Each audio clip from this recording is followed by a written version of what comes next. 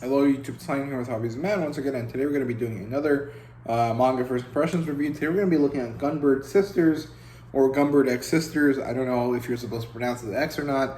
I think a lot of times in Japanese, the X is more like a and. I think in Japanese it's two, right? T-O is and, so they go like, Gunbured Two Sisters, which is like Gunbured Ancestors, but I don't really know. It's just an X, and I don't know how to pronounce it, if I'm supposed to say Gunbured X Sisters or Gunbured Sisters. I think Gunbured X Sisters sounds a little weird, so we'll just go with Gunbured Sisters. So there you go. The author here is Wataru Mitogawa, and the publisher is Seven Seas under the Ghost Ship imprint, as you guys can see right there. It's like the little undead ship there. And yeah, nothing too special about the cover here. Pretty basic, pretty good. I really like this cover, and I really find it interesting that this is embossed. So it's pushed in on the back and raised on the front, and it has like a slightly different shine to it. So you see one side is shiny, but then the Gunbured is shiny in a different direction. It's kind of interesting. I don't know how to describe it. It's like it's raised and then has like a special veneer put on it compared to the rest of the page, so it's pretty interesting. And yeah, the demographic here is seinen, and the genres are supernatural and basically vampire, action, yuri, and ecchi. Of course, this is a very ecchi title. That's why it's Ghost Ship, and it has no adaptation. So yeah, other than that, it has a few different kind of interesting things here. Like I said, that embossing there is interesting, but also has one color page, two color pages, 3 and 4 color pages right there. This is the last one at the end there. And then it starts.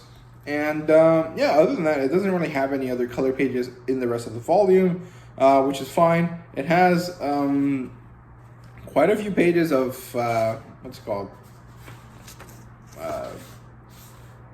Advertisements. And it also has this page right here, which has the cover and the logo again. I don't know why they did this, but I like it. I think it's cool to see the front image without the title, so I like that. I think it's a pretty nice addition. And it has a few different little 4 comas, and we get a little bit of information there at the end. So yeah, that's all there is to it in terms of what it looks like.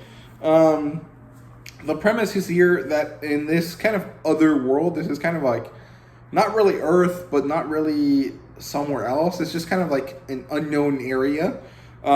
There's this kind of like overrun situation where like people just exist and they're being overrun by vampires. There's a lot of monsters around their area, and there's this very militant church, and there's this this Dampier character, this one right here, the blonde one, whose name is Maria, who got separated from her sister at a young age and wants to find her. And there's this woman called Dorothy, or Dolores, depending on who's talking to her, but her name is Dorothy, who is the princess of the church. She is the daughter of the Pope, and she is wanting to find this Dampier in order to turn her into the most important weapon. But then once she realizes it's this cute girl, she kind of becomes a bit of a pervert, and they get on and start doing, crazy, badass, kick-ass stuff. And it's a very weird kind of idea. Like, the premise is very much like a very basic vampire hunting story.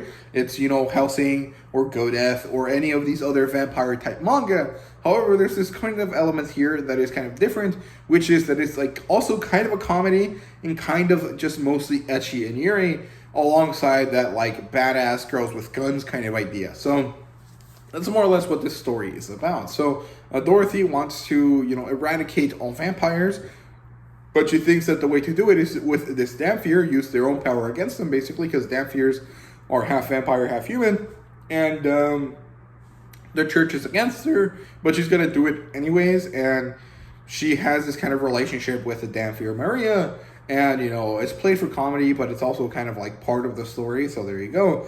And yeah, it's ridiculous as hell. The art is actually really, really great.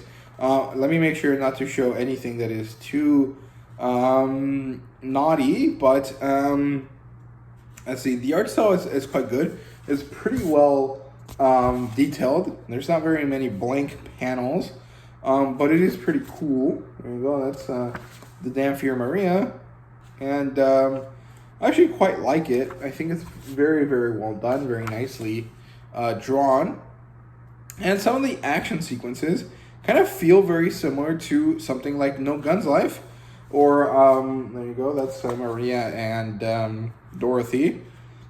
Something like No Guns Life, or kind of more like, what are they called? Sci-fi action series, which I think is pretty cool. It also kind of has elements of tokusatsu in the sense where the Dampier kind of dons a costume and gains more power, so that's pretty cool. And yeah, it's very ridiculous, but it's a very fun series. It's only going to be 4 volumes, and the only one out so far is this first one. So if you're, old enough to read this, because this is a 18 plus title, I definitely recommend you check it out. It's very fun and very enjoyable, and it kind of has that like Hellsing kind of vibe to it, of this crazy vampire just fighting other vampires, but also kind of has like its own little charm to it. So I quite like it. I think it's fun. And yeah, there really isn't anything else to say about this story. I hope you guys enjoyed the video. If you did, please leave a like, subscribe, and comment down below. Let me know what you thought. And thank you guys very much for watching. See you guys later.